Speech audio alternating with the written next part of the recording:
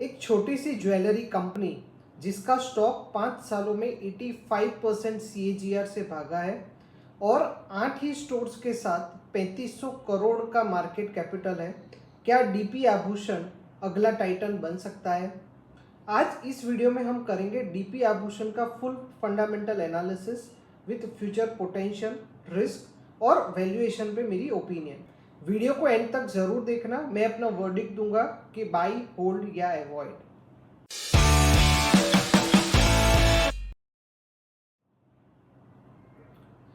Welcome back दोस्तों, मैं हूं सीए रौनक गोयल और ये है हमारा वीकली स्टॉक एनालिसिस जहां हम एक्सप्लोर करते हैं हिडन जेम्स और मल्टी बैगर्स के कैंडिडेट्स। अगर आपको ऐसा वैल्यूएबल कंटेंट हर वीक चाहिए तो लाइक, शेयर और सब्सक्राइब करना ना भूलें। तो शुरू करते हैं बेसिक से। डीपी आभूषण क्या करता है? तो गोल्ड, डायमंड और सिल्वर ज्वेलरी का मैन्युफैक्चरिंग, ट्रेडिंग और रिटेल बिजनेस है इनका। एमपी के रतलाम से शुरुआत की थी और अब 8 ऑपरेशनल स्टोर्स है इंदौर, भोपाल, उदयपुर, भिलवाड़ा, बांसवाड़ा, कोटा और उज्जैन में। 92% रेवेन्यू गोल्ड ज्वेलरी से आता है, 6% डायमंड से और 2% सिल्वर से। पूरा मैन्युफैक्चरिंग आउटसोर्स्ड है। 300 प्लस वेंडर्स के साथ ये काम करती है कंपनी रिसेंटली ही लिस्ट हुई है BSE पे इन अप्रैल 2024। इंटरेस्टिंग पॉइंट ये है कि कंपनी ने अपना ई कॉमर्स बिजनेस जो कि डीपी ज्वेलाइन है वो बेच दिया है और अब वो सिर्फ फोकस कर रही है फिजिकल स्टोर्स और एक्सपेंशन पे। अब बात करते हैं नंबर्स की। तो क्या डीपी आभूषण सिर्फ चमक है या रियल में भी इसमें ग्रोथ है? तो सेल्स ग्रोथ की बात करें तो FY20 में कंपनी का जो टर्नओवर था वो था 807 करोड़ रुपए। जो FY25 में उन्होंने अचीव किया था वो था 3311 करोड़ रुपए। यानी 5 साल में सेल्स ग्रोथ 4 टाइम्स इंक्रीज हुआ है विद अ CAGR ऑफ 33%।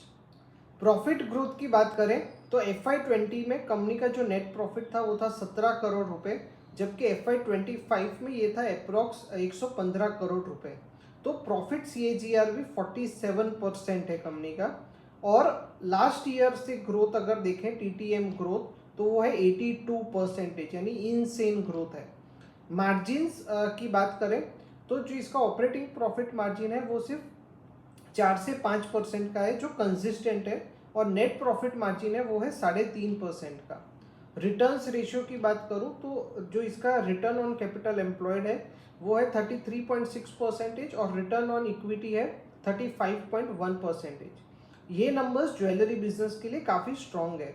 और स्टॉक प्राइस CAGR की बात करूं तो 5 साल का जो स्टॉक प्राइस CAGR है वो है 85%।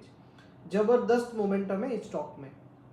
अब स्ट्रेंथ्स और एक्सपेंशन प्लान्स की मैं बात करूं तो कंपनी की जो स्ट्रेंथ्स है उसमें प्रमोटर होल्डिंग है जो कंपनी का वो है 74.9%। डेट टू इक्विटी है 0.42 जो कि काफ़ी मैनेजेबल है। जीरो प्लेज शेयर्स है। स्ट्रॉन्ग करंट रेशियो है ऑफ 1.84 और बिजनेस काफ़ी एसेट लाइट मॉडल है क्योंकि पूरा मैन्युफैक्चरिंग आउटसोर्स्ड है। एक्सपेंशन स्ट्रेटेजी की मैं बात करूं तो कंपनी ने FY25 में 3 नए शोरूम्स का प्लान किया है, एक अजमेर में और 2 रतलाम में। हर स्टोर का कैपेक्स अप्रॉक्स 25 to 30 करोड़ होगा और हर स्टोर 200 करोड़ का टॉप लाइन ऐड करेगी। इनका गोल ये है कि FY28 तक इनको 8 से 20 स्टोर्स तक पहुंचना है और इनका जो फोकस रहेगा वो टायर 2 और टायर 3 सिटीज़ में रहेगा, गुजरात और छत्तीसगढ़ में। तो अगर ये इकोनॉमिक्स सही चलती है तो अभी जो 3000 करोड़ का सेल्स है वो 6000 करोड़ भी हो सकता है अगले 5 साल में।